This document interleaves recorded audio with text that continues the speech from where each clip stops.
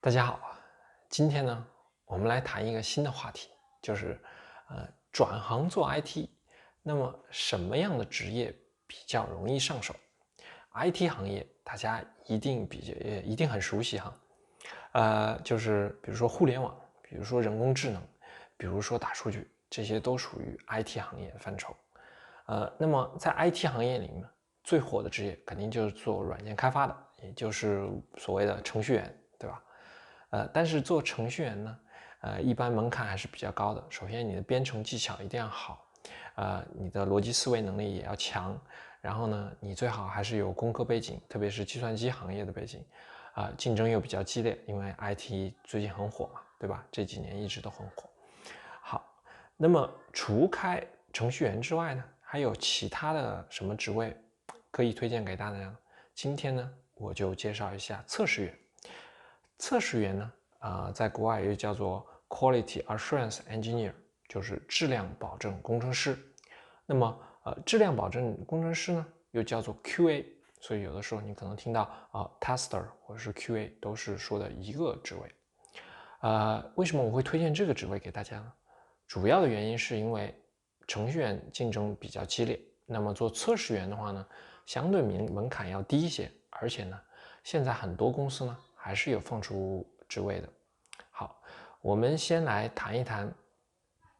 关于 QA 这个职位它的功能描述，也就是这个职位主要是干什么。QA 首先第一个就是做软件测试，那么呢，你在做测试之前，你肯定是要有测试方案的，也就是写出来你该怎么测试，而你的输入呢，就是这个产品的开发和这个产品的需求信息。你拿到了需求和这个开发信息之后呢，你就可以开始写你的测试方案。那么当你有测试方案之后呢，就是定义该怎么测试。比如说现在流行的有手动测试或者自动化测试。自动化测试呢，当然你会涉及到一些编程的事情，不过呢，比起程序员要做事情，还是要简单很多的。好，那么做完测试之后呢，你还要做一些监测，也就是确保你的这个软件呢，不会出现一些回溯的问题。怎么说呢？就是比如说你的软件里头呢出现了一个 bug，你的就是你的软件开发人员，你的程序员把这个 bug 修好了之后呢，你要防止这个问题再次出现，所以呢，你需要用一些测试的脚本，让他们实时运行，确保不会再出现这个回溯的问题。好，这个我们又叫做 regression test。好，那么主要的部分是测试，测试之后呢，你可能还要关于一些比如说要做一些决策事情，比如说现在有新版本发布，那么发布之前呢，肯定是需要有测试员认证通过的，那么你也会参与到这个软件，就是生成，然后最后 deliver 这个环节，你都是需要参与的，这就是QA 作为一个质量保证工程师该做的事情。好，那么对于QA 这个职位来说的话呢，哪一些公司会需要呢？首先第一个就是QA 并不是每一个公司它都需要，怎么说就是职位上不一定每个公司都需要，但是功能上大多的 IT 公司都需要。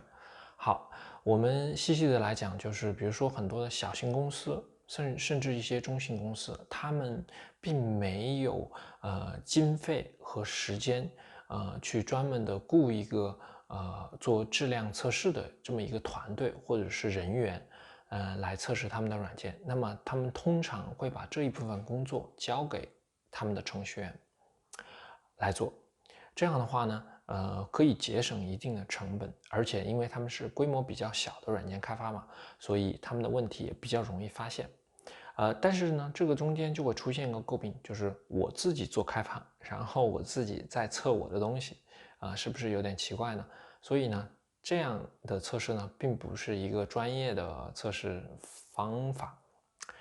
那么到了一些中型或者是大型的公司呢，他们有经费，而且有时间，来做这个 QA 的环节。同时呢，他们的客户要求也比较高。你想想看，比如说微软公司一个操作系统，那么你肯定是需要有这样的 QA 团队来满足这个软件开发的测试需求。好，那么这样的公司呢，他们通常呢就会有一个单独的部门或一个小组或几个人来专门做测试开发。那么这一部分的人呢，他们的集中呢就是去测试即将要上线的软件，或者是修复的 bug， 或者是就是新的release 新的软件版本发布，他们可能都需要接手管这个事情。好，所以我们的目标呢，就是要去找这种中型的或大型的公司，他们呢大都会有 QA 的职位。好，第二个呢，我想讲的就是这个 QA 的职位，它的本身对你的需求是什么？这个可能是大家比较关心的问题，因为你想做这一行嘛，那你肯定是需要参加面试，你肯定是要去投简历的。那么这些公司大多会有什么样的需求呢？我觉得哈，如果你不是去顶尖的公司，因为顶尖公司你像谷歌微软呢，亚马逊就这样的大型的IT 公司的话，我相信他们的即便是 QA 的话，要求还是很高。但是如果是说一些地区性的或者是一些中型公司吧，如果说他们招 QA 的话呢，门槛会低很多，所以你需要的呢就是会一门脚本编程语言，比如说 JavaScript 这样一门语言。为什么呢？因为现在我之前说的主流的测试呢，已经从手动测试变到了自动化测试了。主要的原因是因为手动的测试这个太费时间，而且呢也不利于后期的监测。你想想看，你点击，比如说你做了一个网页，你的测试呢就是点击这些网页，确保这些下拉菜单呢，确保这个网页整个上面的所有的按钮图片都对。那么如果你手动测的话，你可能测一遍之后，你就没办法再确保这个其他的更改不会影响到你的现在的软件的效果了，那么你就可能会产生一个 regression issue。在这种情况下呢，大多公司呢都会倾向于做自动化测试。自动化测试呢，就是说你需要写一些脚本，写这些脚本呢，然后呢，首先第一个是它可以方便你的第一次这个功能性测试你从一开始你就不需要手动的点，你只需要写好你的这个脚本代码，然后呢，你直接运行，那么它就会自动执行这个语言的，就是整个这个你需要的这个手动的流程。比如说这个语言本身，这个脚本本身是可以帮你点击整个页面，然后确保这个页面这个网站是功能正常的。好，所以你需要一门编程语言。如果说你对 JavaScript 不感兴趣的话 ，Python 也可以至少说要会一门这样的脚本语言。好，如果你能会 C++ 或者是 C 的话，那就更好了，因为这些语言相对来说还是要难一些。我这里说的会就是说你至少要懂基础知识，当然我不是说精通。如果说你能把脚本语言精通的话，我相信你做程序员也是没有问题的。好，那么除此之外呢，对于 QA 的话呢，还有一个要求就是，最好去考一个认证。现在主流的呢就是 ISTQB 认证，它就类似于项目管理的 PMP 认证，这样的认证呢是被国际认可的。特别是很多大公司他们都会把这个简历的门槛稍微设高一点，就是说，如果你想申请我的 QA 职位，你最好有这个 ISTQB。那么这个 ISTQB 呢，它主要就是系统性的介绍，作为一个测试一个软件测试的整个流程上，你应该怎么做？它是有一个很系统性的一个规章制度，而且呢，它也介绍了很多不同类型的测试。比如说单元测试、整合测试、系统测试，它都有明确的定义。那么你将来在投身于你的 QA 工作的时候呢，你会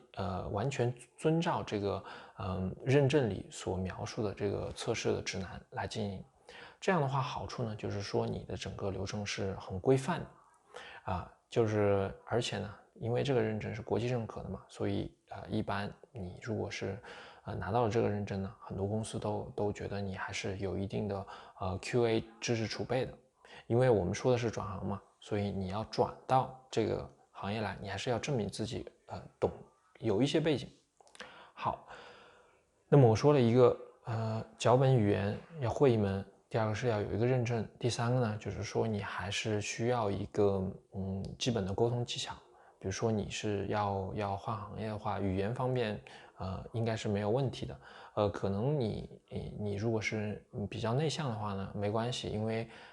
就是测试员的工作和程序员的工作呢不会差别很大，你不需要太多的跟你的这个客户沟通，你可能大多数的是跟你的产品需求的这一部分内部的工作人员沟通，所以还是很 OK 的，就是大多数时间你可以忙自己的测试这一块的事情。最后呢，我想说，转行 IT 呢，不是一两天的事情，但是呢，你可能可以在几个月内实现自己的目标，如果你够努力的话。QA 呢，也不是唯一的选择，比如说像产品方面的职位，像产品经理啊、产品分析师啊这样的职位呢，你也可以去尝试。这些职位的要求呢，可能是沟通更多一点，然后你如果人比较外向的话，语言表达能力不错的话，可能也可以去试一下。好，这里我就不赘述了。希望今天的视频能够帮到大家。如果大家对于 IT 行业啊，对于转行啊有一些兴趣或者是有一些问题的话呢，不妨给我留言，我会解答的。不要忘了订阅我的频道哦，谢谢。